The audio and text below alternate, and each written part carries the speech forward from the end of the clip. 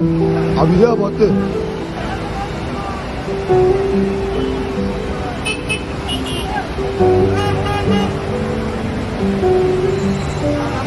Ha adam tutmuşsun.